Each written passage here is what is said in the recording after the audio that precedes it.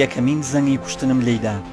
لە چەند ڕۆژی ڕابردوودا بۆ یەکەمین جار پێیان وتم کە تەمەنت چەندی نەماوە، یان بە گوتەی خۆیان مۆڵەتی هەناسەدانم لەم شارەدا نەماوە.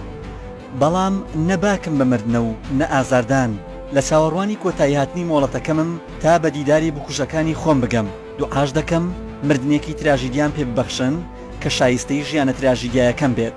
هەرچی بێت من لەم شارە ناڕۆم و لە چاوەڕوانی دیداری مردنی خۆمدا دەنیشم.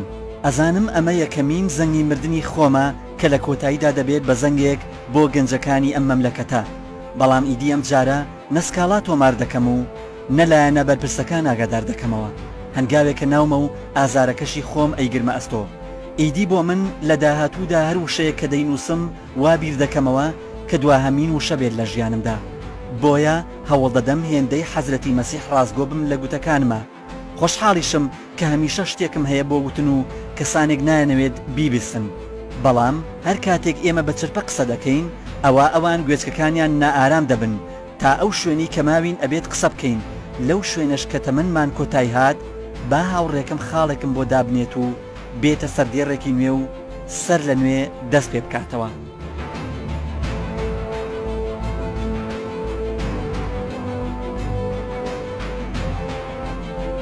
من عاشقی کچەکەی بارزانیم. من عاشقی کچەکەی مەسعود بارزانیم، ئەو پیاوەی کە جارجارە دەردەکەوێت و دەڵێت من سەرۆکتم. بەڵام من حەزەکەم خەزورم بێت، واتە دەمەوێت ببم بە ئاوەڵزاوای نێچیروان. ئەگەر ببم بە زاوای بارزانی ئەوە مانگی هەنگوینیمان لە پاریس بەسەر دەبین و یەک دوو شەوێکیش بۆ سەردان دەڕۆین بۆ کۆشکەکەی مامان لە ئەمریکا. ماڵەکەم لە گەڕێکی هەژارنشینی هەولێرەوە دەگوازمەوە بۆ سەری ڕەش و شەوان سەگی ئەمریکی و پاسەوانی ئیسرائیلی چاودێری ماڵەکەم دەکەن. باوکە بەدبەختەکەی پێشمەرگەی ئەیلولیشم کە تاوەکو ئێستا پارتی خزمەتی پێشمەرگایەتی بۆ قبول ناکات بە بیانووی ئەوەی کە ئێستا پارتی نییە، باوکم دەکەم بە وەزیری پێشمەرگە. برا بەدبەختەکەشم کە زانکۆی تەواو کردو و ئێستا بێ ئیشە و دەیەوێت بە قاچاق بڕواتە هەندەران، ئەویش دەکەم بە بەرپرسی پاسەوانە تایبەتیەکانم.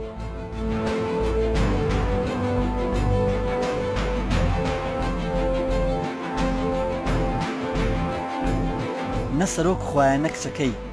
ئێرە ئەم وڵاتەیە کە نابێت بە سەرۆکەکەت بڵێی موچەکەت چەندە. بۆ کوڕوونەوە و خزم و کەسوکارت ئەم هەموو پۆستە سەربازی حکومیەیان پێدراوە.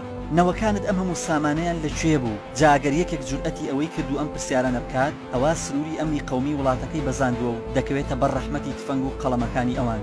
بۆ منیش کە لە یەکێک لە نووسینەکانمان ناوی کچەکەی بارزانیم هێناوە، هەوا یەکێک لە هێڵە سوورەکانی وڵات و ئەخلاق و ئەدەبیاتی ڕاگەیاندنم بەزاندووە.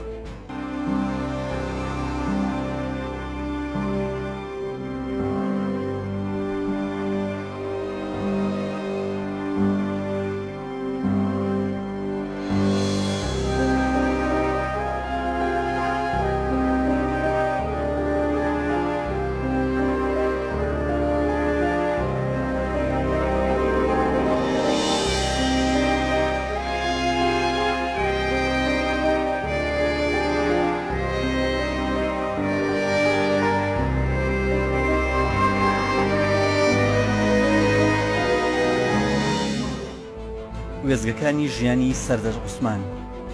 سەردەژ عوسمان حەسان لەدایکبووی 25/12/1987 هەولێر، گەڕەکی کرێکارانی شاری هەولێر، منداڵی دەیەمینی خێزانەکەیەتی کە دوای خۆی دوو برای بچووکتریشی هەیە. خێزانەکەی جوتیارێکی ڕاگوێزرا و چەوساوی دەستی ڕژەمی بەعز بووە لە دەشتی شەمامکی هەولێر کە لە کۆتایەکانی ساڵی هەشتەکان کەوتنە بەر شەپۆلی ڕاگواستن و لە گوندی گدعازەبانەوە گواسترانەوە بۆ هەولێر.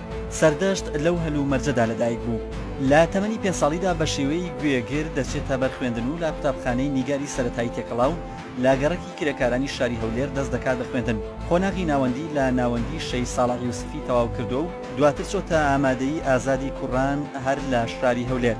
پاشان لە بەشی ئینگلیزی کۆلێژی زمانی زانکۆی سەلاحەدین وەرگیراوە لە کۆتایی ساڵی زانکۆدا بووە. زۆربەی ساڵەکان سوودی لە پشووی هاوین وەرگرتو و کاری تێدا کردووە بۆ ئەوەی بژێوی خوێندنەکەی و پێداویستەکانی دابین بکات. لە سەرەتای دروستکردنی پارکی هەولێر کرێکاری تێدا کردووە. ماوەیەک لەگەڵ ماڵەپورێکی ئیشی بۆیە و سبوغی کردووە. ئەمە جگە لە چەندین ئیشی تاقەت پڕووکێنی تر کە لە بەرامبەر جەستەی بچووکی ئەو زۆر قورس و گران بووە. سەردەشتی جوانەمەرەی خولیایەکی زۆری بۆ خوێندنەوەی نووسین و بەرهەمەکانی نووسەرانی گەورەی ئینگلیزی هەبوو. چاودێرێکی ورد و بە سەلیقەی نووسەرانی ئەدەبیاتی ئینگلیزی بوو. لا ساڵی 2004 بەڕەسمی هاتە ناو دنیای ڕاینووسین و کارکردن لە دەستگاکانی ڕاگەاندن سرە ڕاینووسین و بەدواداچوونەکانی لە چەندین گۆڤار و ڕۆژنامەی کوردستان و ناردنی هەواڵ و بەدواداچوون لە سەر بارودۆخی عراق و کوردستان بە بڵاوکراوە ئینگلیزیەکان لە هەمان کاتیشدا بەڕەسمی ئەندامی دەستەی نووسەرانی هەفتەنامەی ئاشتینامە بووە. هێمنی و کەم قسەکردن و بێدەنگی سیمایەکی بەرجەستەی شخصیەتی سەردەست عوسمان بوو. وەکو خۆی باسی دەکرد ناوێت بە قسەی بێسوود ژینگە پڕ بکات لە ژاوەژاو.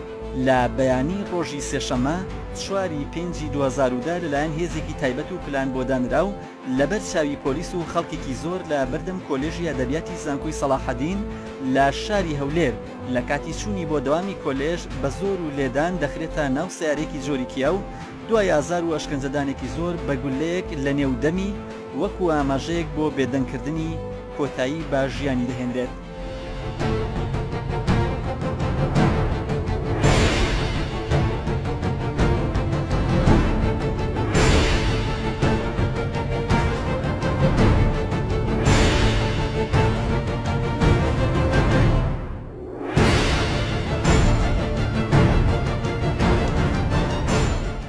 Anyway,